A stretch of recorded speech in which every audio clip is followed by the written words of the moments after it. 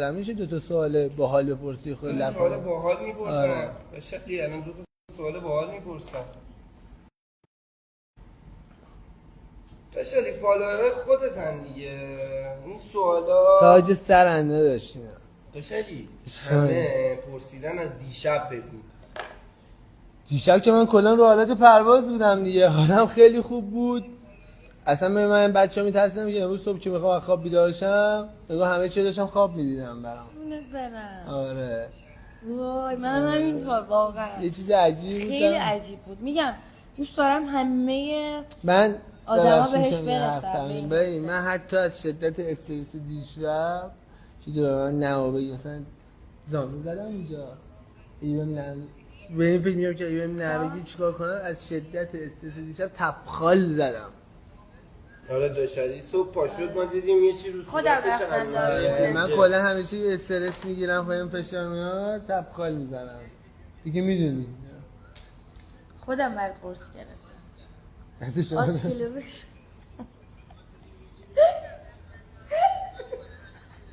آسکیلوور بود. اسیکلوویر بود.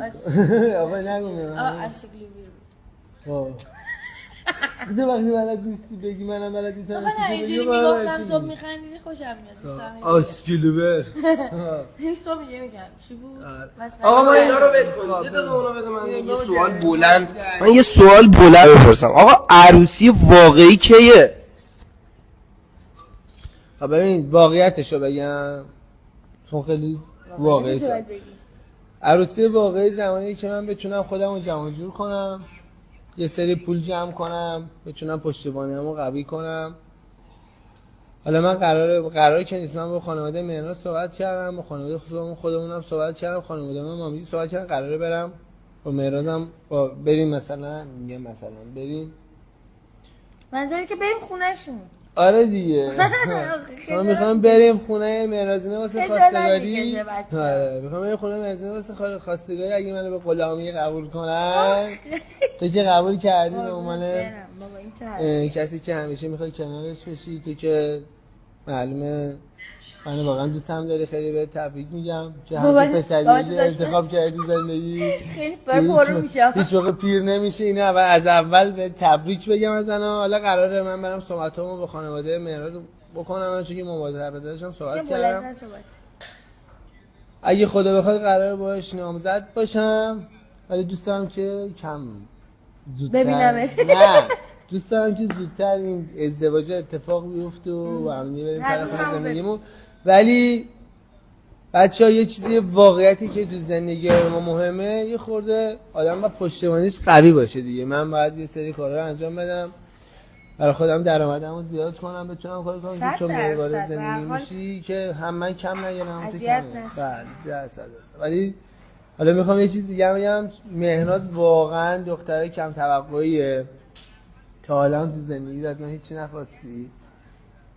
من تو رو میخوام، تو رو دقیقا همینی که تو رو اصلا کلا مجزا میکنه.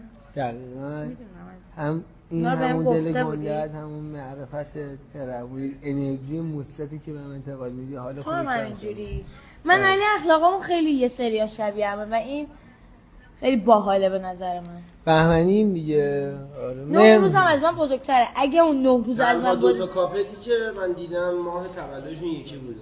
خیلی کم کاپلایی. بذار بگم اگر 9 روز از من بزرگتر نبود، وای فکر کنم مثلا همسرت 9 روز ازت بزرگتره. چقدر باحال. ولی همسرت تو 9 روز از من بزرگتر بودی؟ اگر من 9 روز از علی بزرگتر بودم، ببخشید پسشو میزدم. سر 9 روز یا حضرت خیلی مهمه. حالا همسنی موقعی ولی کوچیک‌تر بود اصلا خوشم. حالا چطور در خواب بینت همه داره؟ تو حالا 9 روز هم که نتونستی بزرگتر باشی دیگه. آره که نمیتونی برای خود اشغال کنی، به فرض کنی که 9 روز ازم بزرگتری. ولی البته خب هر کسی مدلی دیگه، نه بعدم بگم شاید یکی دوست داره عزیزم، ولی اینو باید بدونی که من تا آخر اون پا به پات زنده. آره همش درصد از تو بزرگتر میشم. میخوام بگی علی خب پیر شدی دیگه ولش کن. خب بریم بالش. من تا آخرش باهاتم کنارتم. من بهمنی تو مخی، تو هم بهمنی تو مخی. اوه اوه اوه چه شود دقیقاً تو مخی تو ولی زیباست. خب سوال بعدی پرسی که ما بتونیم. بله خب یه دقیقه آقا این پشت پرده این پشت پرده ما بچه‌ها. این پرده اینم پشتش. آقا یکم از احساساتتون بگید از دیشب. من کلا مشکل دارم با اینکه احساساتم بگم. باید بگی داشت علی تو همیشه اخ میکنی. الانم گفتم احساسات چروک شدی در جا. مثلا علی میگم یه سری رفتم خودم مثلا خیلی راحت نیستم توی بروز احساساتم مخصوصا جلوی همه. اصلا نمیتونم احساساتمو بیان کنم. حالا من دیروز واقعا بیان کردم احساساتمو دیگه دیروز معلوم شد دیشب مشخص شد دیگه احساساتم چهره‌ت معلوم بود قربونه. اتفاقی افتاده دیگه درون احساساتم چه آتیشی به وجود اومده بود اصلا. آقا من یه تحمل اینو نداشتم که با مهناز بخوام اوکیشم این فکر کنم که مهناز دوباره بخواد از من جدا شه یا یه فاصله با هم بیافتیم. من دوست داشتم که دیبات اون تا کجا میدونم صدای من نمیده که میگه بلندتر محکم دارم صحبت بکنم. از همین الان شروع کرد. بیا از همین الان هیچ اصلا از همین الان داره شروع میشه. دارم شوخی میکنم نگران نباش. چی داشتم میگفتم اپتی؟ بشی راجع به احساسات دیشب. آقا من احساساتمو نمیتونم بیان کنم. نمیتونم حس واقعیمو بگم. حس واقعیم دیگه دیشب مشخص شد دیگه معلوم شد چه اتفاقی افتاد دیگه. حس واقعی من دیشبه. حس واقعی من حس دیشبمه. معلومه تو رو خیلی دوستت دارم دیگه. خیلی دوستت دارم. بعد ارزش قائلم دوستم تا آخر اون پیشم باشی. بدون تو نمیتونم زندگی کنم. کسی دیگه نمیتونم جای تو تصور کنم بغلم باشه. اصلا دوستم تا آخر عمرم کنارم باشی. این حس واقعی من تو حس واقعی چه میگی؟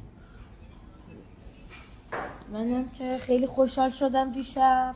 اینکه این حرفا بگو دو حرفتو بزن. میکروفون میگیره. منم که خیلی خوشحال شدم و اینکه خیلی ذوق کردم و شوکه شده بودم.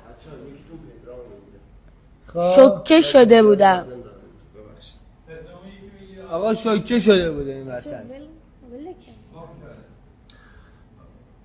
یه هم بلند میگه پشت صحنه رو دوباره داد دست من. پشت صحنه آفتی ما رو برده. آفتی ما رو برده دوربین اینا بودر بازخواست اینا زندانیم ما. داشالی صاف بشین حوز نکن دست به سینه. آقا میشه اگه بیخیاله بدم چی من امسا قدر کنیم به در یکی باز کنیم